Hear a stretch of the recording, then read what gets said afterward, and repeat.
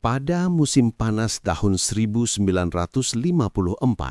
di Bandara Haneda, Tokyo yang masih hiruk-pikuk pasca perang, sebuah insiden aneh mengoyak ketenangan birokrasi imigrasi. Seorang lelaki paruh baya dengan setelan rapi dan penampilan Eropa yang khas melangkah maju ke loket pemeriksaan. Dia menyerahkan paspor yang tampak otentik dengan cap-cap perjalanan yang meyakinkan.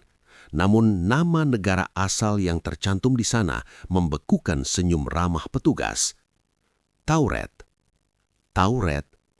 Petugas itu mengernyitkan dahi, mengulang nama asing itu seolah mengeja mantra. Lelaki itu mengangguk tenang, matanya memancarkan kepercayaan diri yang kokoh.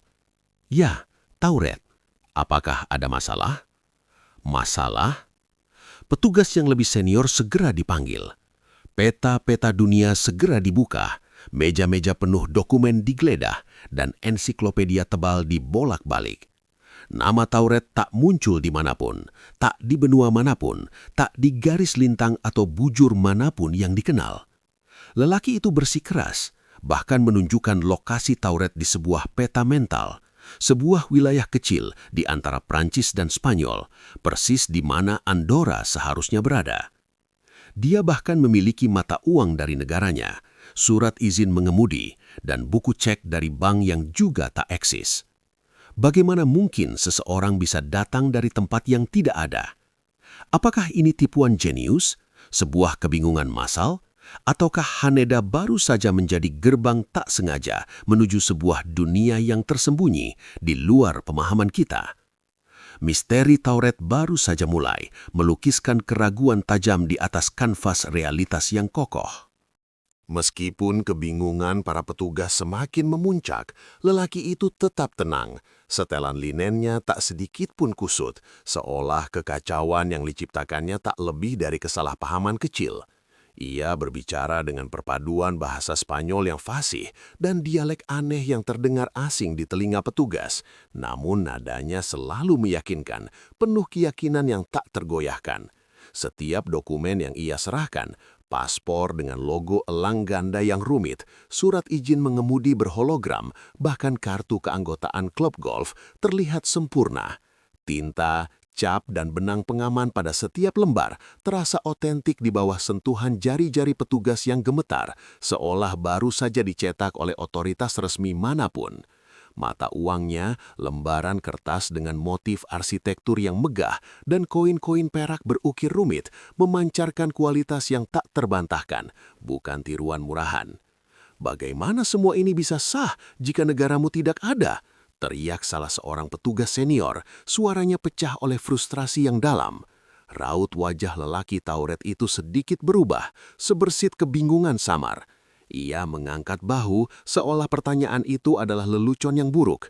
"Saya datang dari Tauret, Tuan, sama seperti Anda datang dari Jepang," jawabnya, mempertahankan nada logis yang justru semakin membuat kepala para petugas pening. Setiap verifikasi hanya memperdalam jurang ketidakmasuk akalan, menyingkap lapisan demi lapisan realitas yang goyah. Didorong oleh kebutuhan putus asa akan penjelasan logis, para petugas segera meluncurkan penyelidikan menyeluruh. Mereka menghubungi setiap kedutaan di Tokyo, dari yang terbesar hingga yang paling obskur. Setiap panggilan berakhir dengan keheningan, tawa canggung atau penegasan tegas. Tidak ada negara bernama Tauret di peta dunia yang mereka kenal. Arsip-arsip sejarah di Jepang dan sekitarnya digali. Buku-buku lama diselidiki. Peta-peta kuno diperiksa. Basis data digital disisir. Nihil. Tidak ada jejak. Tidak ada penyebutan entitas politik atau geografis yang mirip. Ahli geografi menatap kosong pada koordinat yang disebutkan lelaki itu. Hanya laut atau tanah kosong di sana. Para ahli linguistik mengurai setiap suku kata dari dialek anehnya, membandingkannya dengan ribuan bahasa yang diketahui. Bahasa itu berdiri sendiri, tanpa akar, tanpa leluhur yang bisa ditelusuri. Setiap jalan yang mereka tempuh, setiap hipotesis yang mereka coba buktikan, berakhir buntu. Seolah-olah Tauret adalah lubang hitam dalam realitas, menelan setiap upaya untuk memahami, meninggalkan para penyelidik berombang-ambing dalam badai kebingungan dan frustasi yang kian dalam. Kebenaran yang seharusnya bisa ditemukan dengan logika dan data, kini terasa seperti fata morgana yang semakin menjauh, hanya menyisakan keputusasaan yang menganga. Dalam pusaran keputusasaan yang semakin pekat, sebuah ide terakhir muncul, melayang tipis di antara tumpukan data yang tak berarti. Mungkin dengan visualisasi, lelaki itu bisa menjernihkan segalanya. Sebuah peta dunia standar yang digunakan di sekolah-sekolah di seluruh dunia dibentangkan lebar di atas meja rapat yang kusam. Garis-garis batas negara yang akrab membentang di bawah tatapan lelah para petugas. Lelaki dari Tauret itu maju, matanya memindai permukaan peta dengan keakraban yang menakutkan, seolah menatap cerminan rumahnya sendiri. Tanpa sedikit pun keraguan, tanpa jeda sedikit pun untuk berpikir, jari telunjuknya yang kurus dan pucat menari di atas Eropa Barat. Dengan keyakinan mutlak yang mengoyak logika, ia menekan ujung jarinya tepat di tengah-tengah area yang bagi semua orang di ruangan itu adalah pegunungan Pyrenees, perbatasan antara Prancis dan Spanyol.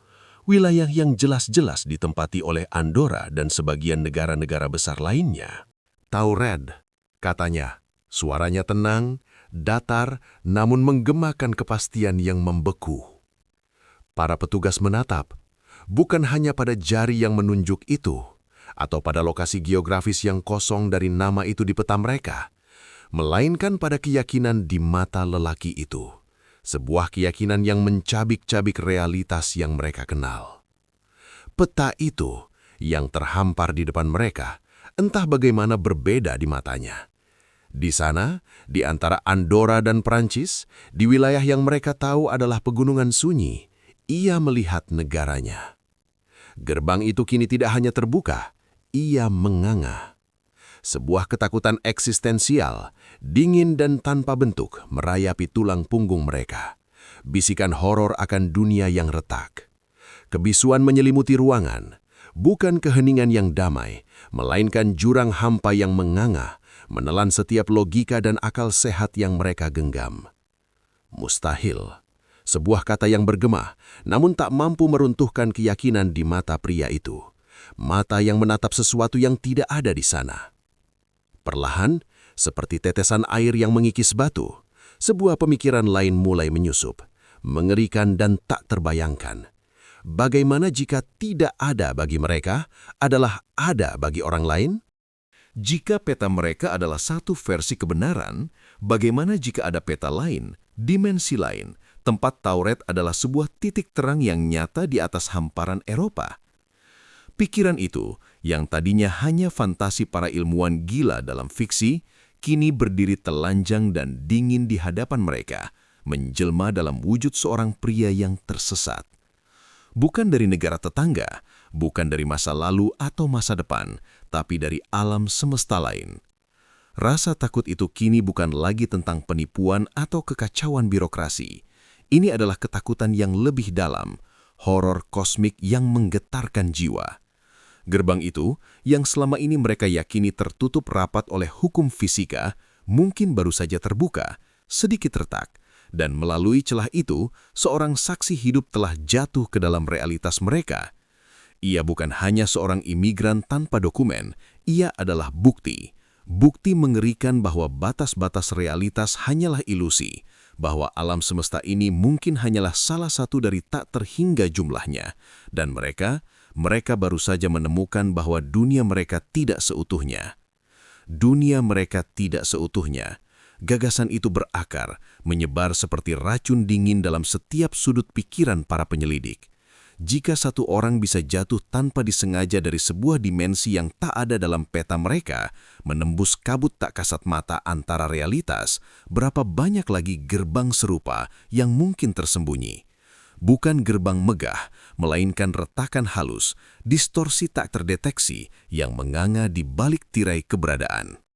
Kecemasan itu tidak lagi terbatas pada ruang isolasi tempat pria Tauret ditahan.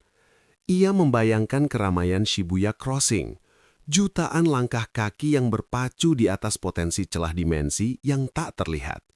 Di bawah setiap gedung pencakar langit Tokyo, di balik setiap pintu geser yang mengkilap, mungkinkah ada denyutan aneh di udara?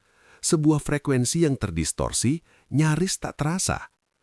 Realitas yang mereka pijak, yang mereka yakini kokoh, kini terasa seperti selaput tipis yang bisa robek kapan saja. Ancaman itu bukan dari invasi yang terlihat, melainkan dari bisikan keberadaan tak dikenal, dari entitas di luar pemahaman yang bisa menyusup sewaktu-waktu. Tauret adalah lebih dari sekadar anomali. Itu adalah peringatan, pengingat mengerikan bahwa dunia mereka hanyalah sebuah pulau kecil di lautan yang tak terhingga, dan mereka tidak pernah benar-benar sendirian. Pria dari Tauret, ia hanyalah sekelumit kepingan puzzle yang tak pernah bisa disatukan. Ia datang entah dari mana, lalu menghilang ke entah berantas, seolah ditarik kembali oleh realitas yang menolaknya. Sebuah lubang hitam pengetahuan yang menganga di tengah pemahaman manusia tentang alam semesta. Tidak ada jawaban pasti yang pernah ditemukan. Tidak ada peta yang bisa menjelaskan keberadaannya.